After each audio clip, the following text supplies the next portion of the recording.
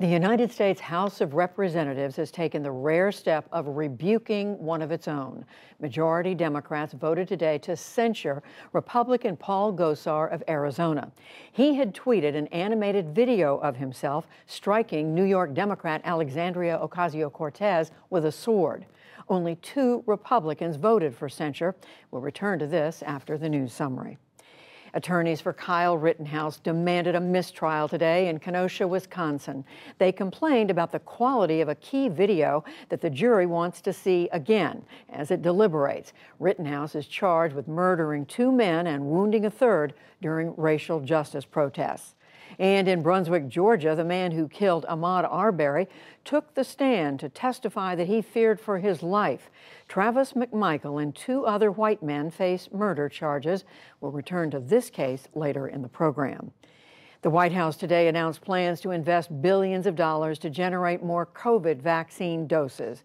Officials said producing another 1 billion doses could have benefits both global and domestic.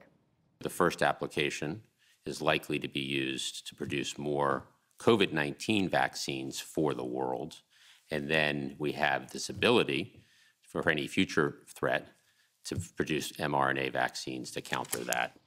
Also today, new numbers show that COVID is pushing drug overdose deaths to record highs. The CDC estimates there were more than 100,000 in the 12 months ending last April. Health officials say the pandemic cut off drug users from treatment.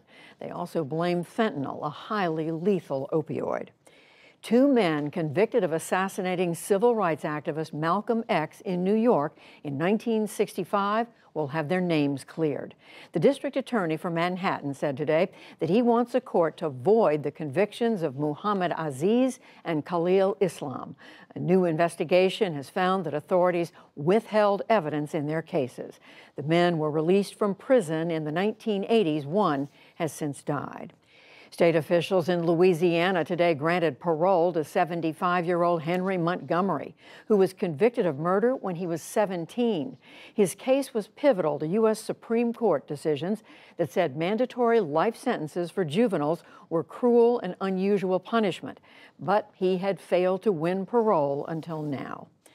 Parts of the U.S. Pacific Northwest are still reeling tonight from record rain that touched off flooding and mudslides. And Canadian officials have declared an emergency in British Columbia. John Yang has our report. Days of heavy rain have transformed parts of Washington state into marshland. The small town of Sumas was submerged. Local officials estimate that about 3/4 of the homes have water damage.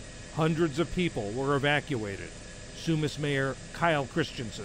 We're very thankful we haven't had any injuries or loss of life. That's always was our biggest concern.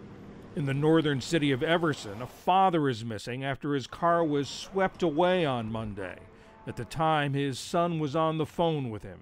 The last words I heard my dad say is, come take me out, please. He was pleading me to jump in there and take him out. After work crews cleared many roads, the Washington Transportation Department said today there are still several state highways closed due to flooding. In some parts of the state, like in Mount Vernon, north of Seattle, waters have begun to recede, but many have lost power and suffered property damage.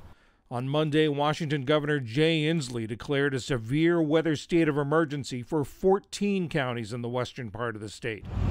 The effects are also being felt across the border in Canada's British Columbia province. The Canadian government said today it's marshalling its Air Force to assist the province with evacuations and to support supply lines.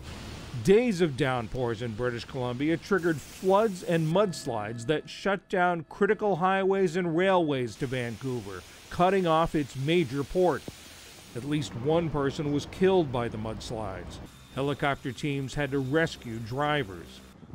Some residents in the city of Abbotsford used what they had available, riding jet skis to mount cattle rescue operations. The farmers are very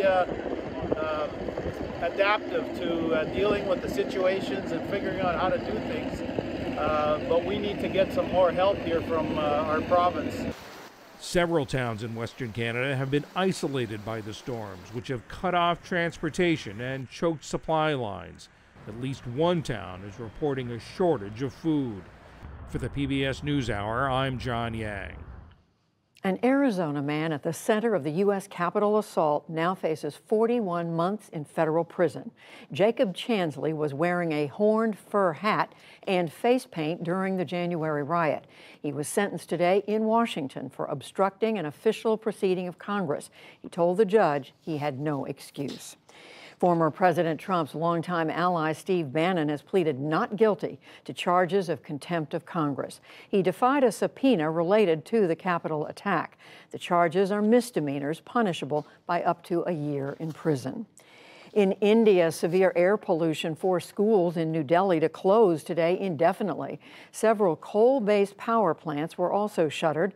As smog blanketed the capital city, India's highest court weighed imposing a lockdown to reduce pollution. But business owners said that could damage the economy. We are already suffering losses for the past 1 to 2 years because of the pandemic lockdown, and now shutting work and businesses in the name of pollution. As it is, there's hardly any work. The pollution emergency comes days after India successfully lobbied the UN Climate Summit to water down language on ending coal usage.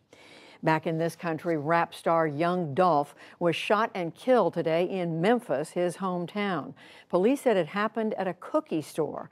They were searching for the shooter. Young Dolph, born Adolph Thornton Jr., had had 3 albums reach the top 10. He was 36 years old. And a down day on Wall Street. The Dow Jones Industrial Average lost 211 points to close at 35,931. The Nasdaq fell 52 points. The S&P 500 slipped 12. Still to come on the NewsHour, one of the alleged killers of Ahmaud Arbery takes the stand in Georgia. Why the Build Back Better legislation could have a large effect on prescription drug prices. A Chinese tennis star appears to accuse a top government official of sexual assault, plus much more.